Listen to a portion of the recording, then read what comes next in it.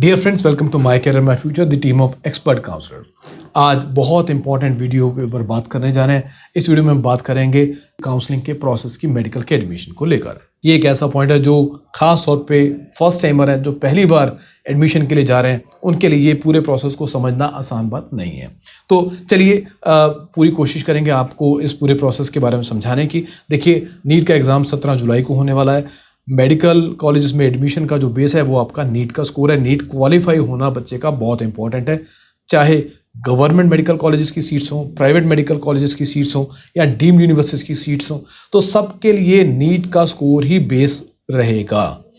अब अगली बात करते हैं काउंसलिंग के प्रोसेस को लेकर कि कौन सी बॉडी का क्या रोल रहता है। सबसे पहले रोल की बात करते हैं, मेडिकल काउंसलिंग कमेटी के रोल की बात करते हैं।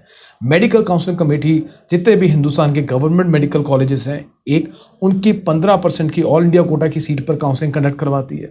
दूसरा, सेंट्रल यूनिवर्सिटीज की 100% सीट्स के ऊपर। तीसरा, डीम्ड यूनिवर्सिटीज की 100% सीट्स के ऊपर counselling medical counselling committee conduct करवाती है, राइट। अब अगला रोल आता है स्टेट की काउंसलिंग कमेटीज का। हर स्टेट के अंदर एक काउंसलिंग कमेटी होती है जिसका रोल है बची हुई 85% गवर्नमेंट सीट्स के ऊपर काउंसलिंग कंडक्ट करवाना, प्लस 100% प्राइवेट मेडिकल कॉलेजेस की उस स्टेट के काउंसलिंग कंडक्ट करवाना। यहाँ पर एक चीज़ एक्सेप्शन है, दिल्ली में ये रूल थोड़ा सा डिफरेंट है।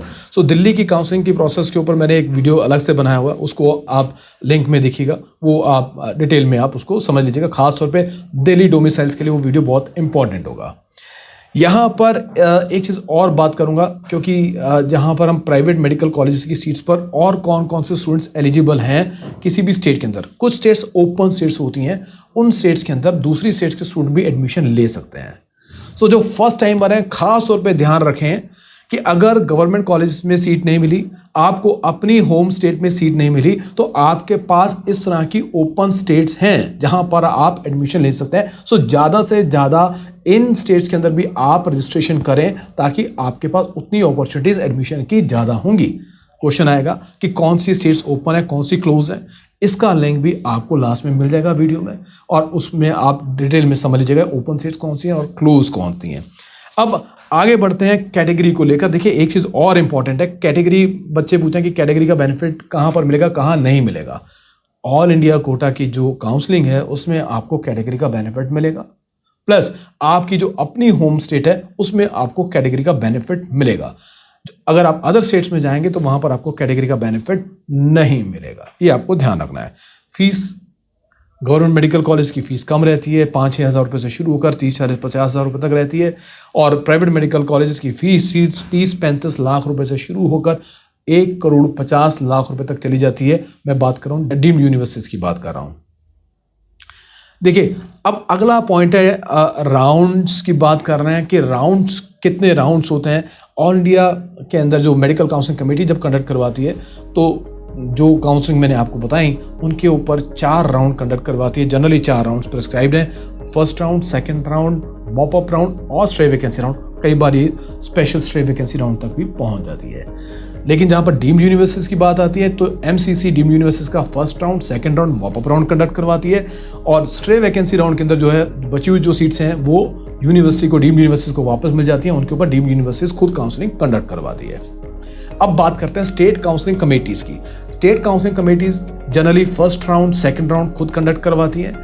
मॉप अप राउंड और स्ट्रे वैकेंसी राउंड, इसमें जनरली कई जगह पर, कई स्टेट्स में ये कॉलेज के पास चला जाता है, कॉलेज करवाते हैं, और कई जगह पर खुद काउंसलिंग कमेटी जो है स्टेट की वो कंडक्ट करवाती है। तो इसलिए इन पूरे प्रोसेस को समझना बहुत इंपॉर्टेंट है कि कौन सी स्टेट में, क्योंकि ये बहुत बड़ा रोल प्ले करता है सीट के अंदर। डिसाइडिंग फैक्टर है कि काउंसलिंग कमेटी कंडक्ट करवाएगी मॉप अप राउंड और स्ट्रे वैकेंसी राउंड, या कॉलेज खुद कंडक्ट करवाएगा मॉप अप राउंड और स्ट्रे वैकेंसी राउंड। इस पॉइंट को आपको समझना है, बहुत कॉम्प्लिकेटेड रहता है, थोड़ा सा ध्यान देने की जरूरत है, राइट। इसके अलावा कुछ स्टेट्स के अंदर होता है कॉलेज राउंड। सो वो कॉलेज राउंड का पूरा प्रोसेस ऑल टुगेदर बड़ा डिफरेंट होता है, राइट। देखिए, इसमें एक पॉइंट यहाँ पर आ जाता है। अब आपके पास ये है कि हमें पता कैसे लगेगा कि कौन सी स्टेट में कब काउंसलिंग शुरू हो रही है, कब काउंसलिंग खत्म हो रही है, या एमसीसी के अंदर कब काउंसलिंग का इंफॉर्मेशन आ रही है। तो इतनी सारी स्टेट्स हैं, तो आपको उन स्टेट्स की काउंसलिंग कमेटी की वेबसाइट को ट्रैक करना पड़ेगा। क्वेश्चन आएगा कि वेयर आर दोस वेबसाइट्स। इसके लिए भी मैंने आपकी हेल्प करने की कोशिश की है। वीडियो ऑलरेडी बना हुआ है, लिंक आपको लास्ट में मिल जाएगा। आप जाइए, हर स्टेट की काउंसलिंग कमेटी की वेबसाइट मिल जाएगी, आप वहाँ पर जाके उसको फॉलो करना शुरू कर दीजिएगा, ठीक है। अच्छा, मैं इससे पहले कि और इम्पॉर्टेंट पॉइंट्स पर आऊँ, बहुत इंपॉर्टेंट पॉइंट्स और हैं जो भी मुझे कवर करने हैं, लेकिन उससे पहले मैं एक चीज़ और कहना चाहता हूँ। देखिए, जब काउंसलिंग शुरू होती है ना, बहुत बुलेट ट्रेन की रफ्तार से, स्पीड से चलती है। बहुत सारे नोटिफिकेशन आते हैं, मिस हो जाते हैं, बच्चों को पता नहीं चलता है, और कई बार बच्चे बहुत सारी गलतियां कर देते हैं और स्टेट्स रह ही जाती हैं। देखिए, खास तौर पे जो फर्स्ट टाइमर, जो पेरेंट्स हैं, जो स्टूडेंट्स हैं, जो पार्टिसिपेट करने जा रहे हैं काउंसलिंग में, तो आपको बहुत ध्यान से इन चीज़ों को फॉलो करना है। और वैसे मेरा एक पर्सनल एडवाइस आप लोगों को देना चाहूँगा। देखिए, जब बीमार होता है कोई इंसान तो दवाई लेने के लिए या तो डॉक्टर के पास जाता है, और कई बार हम सोचते चलो यार केमिस्ट से दवाई ले लेते हैं, मेडिसिन ले लेते हैं, वहीं से फ़र्क पड़ जाएगा। डॉक्टर के पास कौन जाए, 500-600 रुपये की फीस देनी पड़ेगी डॉक्टर साहब को। लेकिन जब डॉक्टर के पास हम जाते हैं, कुछ चीज़ों में हमें प्लस पॉइंट क्या मिलता है, डॉक्टर पूरा डायग्नोस करता है। पूरा डायग्नोस करने के बाद आपको बीमारी का जो ट्रीटमेंट जो है वो आपको प्रेस्क्राइब करता है। केमिस्ट के पास जाता है, केमिस्ट अपने एक्सपीरियंस के हिसाब से आपको गोलियाँ, टैबलेट्स आपको दे देता है। कई बार हम ठीक भी हो सकते हैं और कई बार ठीक नहीं भी हो सकते हैं। सिमिलरली, जब हम काउंसलिंग के अंदर अपने आप पार्टिसिपेट करते हैं, because so many things are there to be covered in that counselling, बहुत रिसर्च करनी पड़ती है, 3-3, 4-4 महीने की हार्डकोर मेहनत इसी सेमेस्टर में आपको करनी पड़ेगी। अब हमारे पास तो 12, 13, 15 साल का एक्सपीरियंस है काउंसलिंग का, जो जिससे हम गाइड करते हैं बच्चों को। अब जो पेरेंट्स अपने आप या स्टूडेंट्स अपने आप काउंसलिंग के लिए जा रहे हैं, कई बार कामयाब होते हैं, कई बार कामयाब नहीं हो पाते हैं। सो जब कामयाब नहीं हो पाते हैं ना, उसकी कॉस्ट बहुत ज़्यादा है, उसकी कॉस्ट बहुत ज़्यादा है। 1 साल का नुकसान, अगले साल कंपटीशन इस साल से ज़्यादा टफ होगा, दैट इज़ फॉर श्योर। इतने सालों से यही होता है कि हर साल कंपटीशन जो है पिछले साल से ज़्यादा ही टफ हुआ है, आसान कभी नहीं हुआ आज तक, राइट। सो आप जब जा रहे हैं, जब इतना पैसा, करोड़ों रुपए आप मेडिकल की एजुकेशन पे खर्च कर रहे हैं, नीट की कोचिंग के ऊपर आपने टाइम खर्च किया, पैसा खर्च किया, तो थोड़ा सा पैसा खर्च करके एक अच्छा एडवाइज़र, एक अच्छा काउंसलर भी आप रख लें, ताकि आपके जो काउंसलिंग है वो अच्छे तरीके से हो जाए। आगे मैं बताऊंगा कि कहाँ पर इन लोगों का रोल, अच्छे काउंसलर्स का रोल कहाँ पर आपको फ़ायदा देगा आपको। तो ये पैसा देखने में तो थोड़ा सा है, लेकिन उसका फ़ायदा आपको बहुत ज़्यादा मिलेगा। अगर आप चाहें तो माई केयर माई फ्यूचर की टीम को भी आप एज ए काउंसलर हायर कर सकते हैं। हमारा फॉर्म नीचे डिस्क्रिप्शन में दिया है, आप फॉर्म फिलअप कीजिएगा, हमारी टीम आपको कांटेक्ट करेगी। चलिए आगे बढ़ते हैं, इंपॉर्टेंट पॉइंट्स को फिर और कवर करते हैं, वीडियो नहीं तो और बड़ा हो जाएगा। फैक्टर्स, किन किन फैक्टर्स को अपने ध्यान में रखना है जब आपने कॉलेज को चूज़ करना है। सबसे इंपॉर्टेंट पॉइंट है कॉलेज की एज ऑफ कॉलेज बहुत इंपॉर्टेंट है, बहुत बड़ा रोल प्ले करते हैं। कितना पुराना कॉलेज है, जितना पुराना होगा उतना एस्टैब्लिश्ड होगा। लोकेशन कहाँ पर है, रिजल्ट्स किस तरह के आ रहे हैं।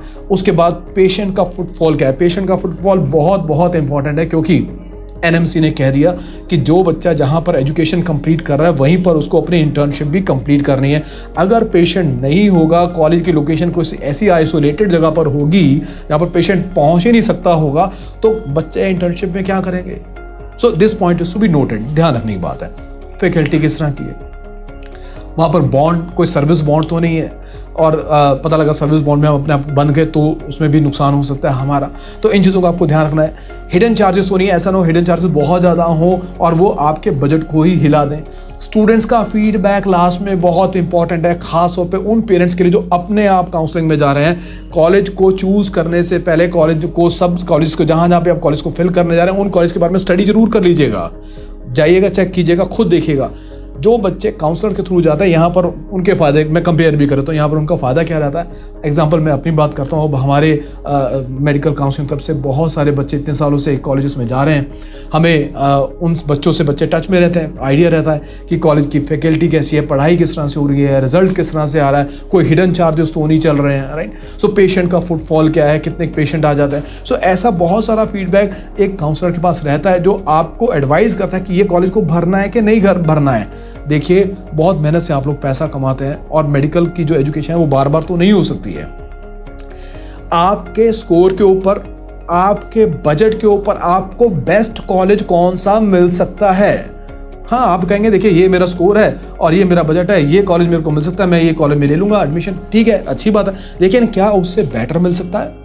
ये एक एक्सपर्ट, ये काउंसलर आपको सजेस्ट करता है, एडवाइस करता है। तो यहाँ पर कहीं ना कहीं वो खर्चे हुए पैसे आपके वसूल हो जाते हैं, राइट। सो लास्ट में एक पॉइंट और, जो डोंट्स के अंदर आएगा, जो आपने नहीं करना, जो अपने आप काउंसलिंग करने जा रहे हैं, फिर भी जो कॉलेज आपको नहीं चाहिए या जो कॉलेज आपको नहीं पसंद है उसको आप फिल मत कीजिए just for the sake of getting that college. क्यों मैं बोल रहा हूँ ये वाली बात? एग्जाम्पल मॉप अप राउंड के अंदर इस बार भी हुआ, बच्चों ने चॉइस फिल कर दी, BDS कॉलेज डाल दिया, कोई ऐसा कॉलेज डाल दिया, बाद में उस कॉलेज में नहीं गए, कॉलेज को ज्वाइन नहीं किया, और उसके बाद स्ट्रे वैकेंसी राउंड के अंदर, स्पेशल स्ट्रे वैकेंसी राउंड के अंदर कुछ अच्छे मेडिकल कॉलेजेस की सीट्स वैकेंट थी, but because of eligibility criteria, क्योंकि स्पेशल स्ट्रे वैकेंसी राउंड या स्ट्रे वैकेंसी राउंड के अंदर ये क्राइटेरिया आ जाता है जनरली कि जो बच्चों को मॉप अप राउंड के अंदर सीट्स मिली थी और उन्होंने सीट ज्वाइन नहीं की, they will not be eligible. So ऐसे में जिन स्टूडेंट्स का स्कोर बहुत अच्छा था उनको उन कॉलेज में सीट मिल सकती थी, लेकिन उनको कोई गाइड करने वाला नहीं था और उन्होंने वो सीट मिस कर दी, और इस वजह से उनका जो है नुकसान हुआ और उनका एडमिशन जो है वो खराब हो गया। स्कोर भी अच्छा था लेकिन एडमिशन नहीं ले पाए। सो यहाँ पर कहीं ना कहीं काउंसलर का बहुत बड़ा रोल प्ले होता है जो आपको बड़ा फायदेमंद रहता है। सो वीडियो उम्मीद करता हूँ बड़ी मेहनत से तैयार किया है, पूरे प्रोसेस को एक्सप्लेन किया है। अब ज़्यादा से ज़्यादा स्टूडेंट्स को शेयर कीजिएगा, अपने क्लासमेट से शेयर कीजिएगा ताकि उनको इस प्रोसेस के बारे में पता लगे, डूज एंड डोंट्स के बारे में पता लगे। जितना आप शेयर करेंगे उतना बच्चे एजुकेट ज़्यादा होंगे, यही हमारा भी पर्पस है। So thank you very much for watching this video. Stay connected. मैं आने वाले वीडियोज़ में एक सीरीज़ लेकर आ रहा हूँ कट ऑफ की, और उसमें सारे कॉलेज की कट ऑफ के ऊपर हम बात करेंगे, तो चैनल को सब्सक्राइब करना मत भूलिएगा। Thank you.